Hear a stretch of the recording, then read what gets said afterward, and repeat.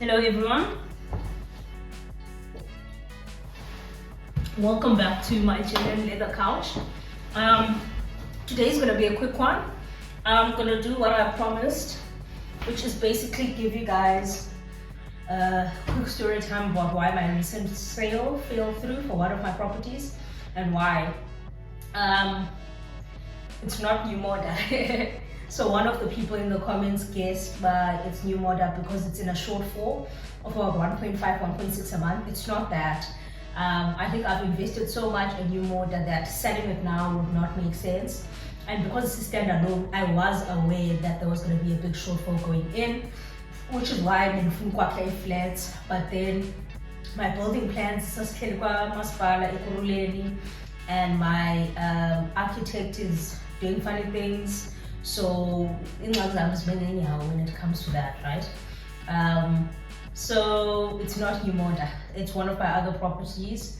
So there are a couple of reasons why a sale would fall through, right? So I just want to point those out before I go into my exact reason, which is it was a curveball. So welcome back to the channel. Welcome back to the channel. Please like, share and subscribe. So reason number one could be if someone's financial standing changes materially. So it's advised that you don't make big purchases after putting in an offer. What does materially change mean? It means going and getting a car. It means going and getting another big personal loan, whether it's to pay the fees or not.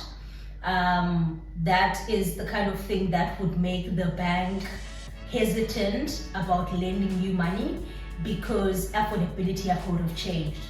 This only impacts you if you are a borderline case. I'll give you an example.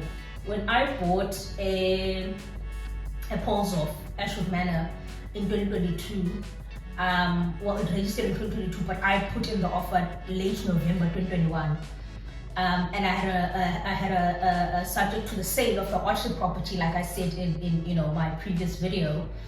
I was borrowing so little relative to affordability that I was able to go and get a car in the same month.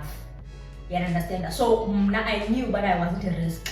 But if let's say I was earning 30,000 at the time, and I already had a lot of debt, and I was hesitant about getting the loan, but I'm earning 30,000 and it debt to income ratio 80 to 20, and then avume FNB or Netbank or Absa or Standard, but and they want a deposit, then I'm a risk. So me going and getting the car in that same month or a couple of months later before the house had registered would have been risky for me. It isn't advised. That's number one. Getting a loan, whether it's a car or a personal loan, and a lot of people get a personal loan to pay for the transfer fees. Yeah, understand that, because they don't know or they don't have the money. Yeah, understand that. So just be mindful of that. The second reason is that people go and get married. Guys, don't do that, right? I don't know about the types of marriage, and I don't want to know things about the different types of marriages. So you can't come in the comments and be like, yeah, but we're getting married in what, out what. You should not be getting married while you've got an offer to purchase on the table, because it changes you in terms of affordability yako, and it changes you, I think, in terms of the legalities as well when it comes to the bank. So if you're in the process of getting married to someone, the OTP must be either before or after that. Some people are overexcited, and try and do two things at the same time, because the bank will look at you in Jan and Thandonoganta, and they'll look at you 3 months later and Thandonoganta. You understand? Like just be very mindful of that. So those are the two things that typically happen, right? But what happened to my case is that my sellers got a bond, 100% approval. Yati true. I did my part, they did their part, they even paid the fees and everything like that. And then a couple of days before Iloje, Ileta, The bank that had given them the loan initially comes back and says, no, we picked up a debit order we hadn't picked up before, so we're revoking the bond because the affordability are. So now the lawyers are calling me and they're telling me this, and I'm like, how? Did these guys hide a debit order? Also, what's my recourse? They're like, no, these guys didn't hide the debit order. The bank is purposefully saying they missed it. Yeah, and I understand that from the paperwork and everything. But they can't grant the what's name. I think it's for a car, a debit order for a car. They can't grant the loan because the affordability. I me now that this has come to light. Yo, I was so upset because I was gonna make about 35,000 rand in terms of profit, and then the budget. Yeah, because I've got some responsibilities that I just wanted to throw a lump sum at and forget about them until later on in the year. So I was very disappointed. It was a waste of my time. It was a lesson though, because here I am doing a story time, right? I always feel like, as Corona Zero, source of vitamin D allegedly, because there's no sun. I mean, it's dark outside. So it's a lesson learned, and I always believe that, except if it's Mjolo, anything that I go into, I should come up with a lesson out. But outside of that, anything is a worthwhile experience that you can learn from and then you can impart on someone else. Yeah, so that's what happened to my sale. I did the back and forth with the lawyers. I asked them, do I have recourse? And I read up on, like, I'm not a lawyer, but I read up on things that have happened in the South African, law space around the same things. And what I picked up was that the sellers have more of a recourse against the bank than I do. Especially since I didn't lose any income because my tenant was still in the property, thankfully. That's also why communication with the tenant always kept up pace. This is where we're at in the process, so that she doesn't feel some type of way and I've been at uncertainty. And I also explained to her that the people that were buying for investment. So she was still secure, she was still gonna keep her place.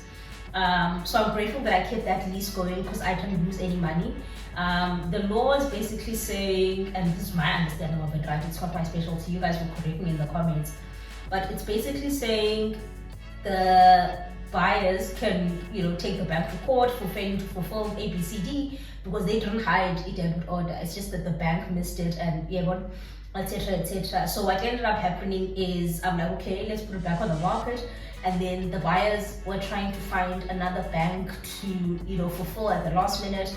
That also fell through because they had a suspensive condition. They had to sell their existing property. It just became a whole thing. Anyways, now the property's back on the market. I'm hoping for a sale, and I'm telling the story now because I literally come from McDonald's to sign an OTP of the property that I want here. And over there, I put subject to the sale of this one. Why? Because the banks are tired of me. I got a rejection or denied what from FNB on my app the other day. Yo, letting myself go. And I did it at work while I was at the coffee machine, so I was a bit overly confident. But I didn't say that I was going to be selling a property on the thing, and I declared my income, but I didn't declare the income that I get from rentals. So, because the form on the FNB app is quite short, RMB, sorry, not FNB. The form on the RMB app is quite short when you're doing like a NAV pre-approval. So I was hoping for someone to get back to me and they didn't, but I will contact my banker once the OTP, or if the OTP is accepted, because I put in a bit of a cheeky offer. The place is a bit of a fixer-upper, so we'll see how that materializes. I'm saying all of this to say that izinto flaggers have in their order, but usually they don't. So me coming in with a suspensive condition, subject to sale, means that my offer is not as lucrative as someone who comes in with just a pure OTP, even if it's also a 100% bond. And then that is also not as lucrative as if someone comes in with a 100% cash offer. Yeah, so there are levels to these things. It's not enough for you to see a place, like it, and then go and buy it. So that's something that you guys have to be mindful of. And then the last thing I also want to speak about is there's someone who asked on the what's her name if I can share the spreadsheet. I have shared the model with someone, but they paid me obviously. So my email is thandonoganta@gmail.com. You guys can email me if you want the property workbook. You'll have to pay for it, and then I'll send you a copy, and then that's that. There are also people who are asking me on the, what's her name, on YouTube to mentor them. I don't really do mentorship, but what I can do is I can sell you property reports, and I can give you some of my time. We can sit through a particular case that you are looking into. That we can do. That's also going to come at a cost. So you'll have to let me know if that's something that you're interested in. I charge like 400. For 400, we can look through one case, and we can look through one case, and you can get a property report for the area and a property report for the particular complex. So those are two things that I can do within that 400, and that's an hour of my time.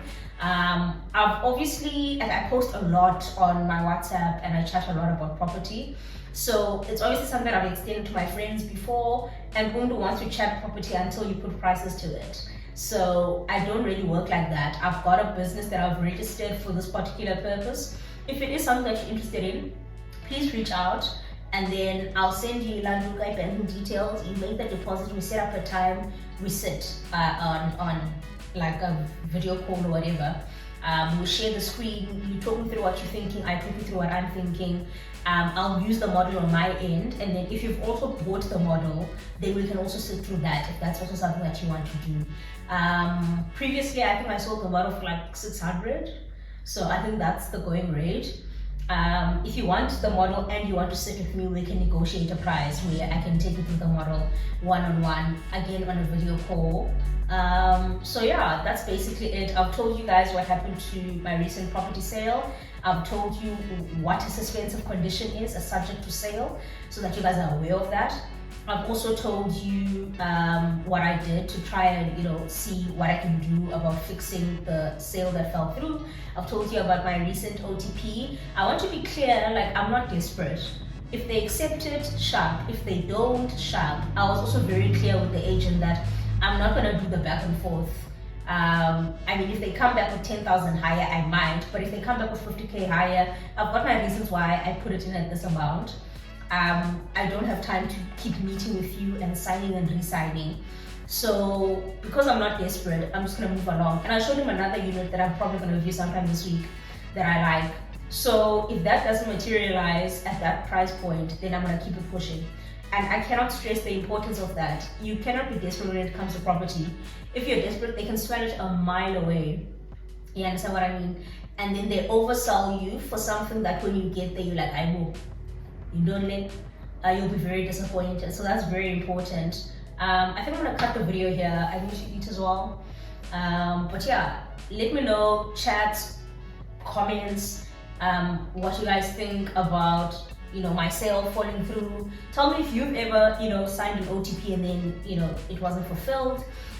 Tell me if you've ever tried to sell and then you had the same thing happen to you, or if you know people who got married or bought cars or took out loans and then the bank withdrew their offers. Let me know how that's worked out. Let me know what lessons we can learn from that. Again, I hope you found this video helpful, and if you haven't already, like, share, subscribe, and all those few things. Thanks for watching.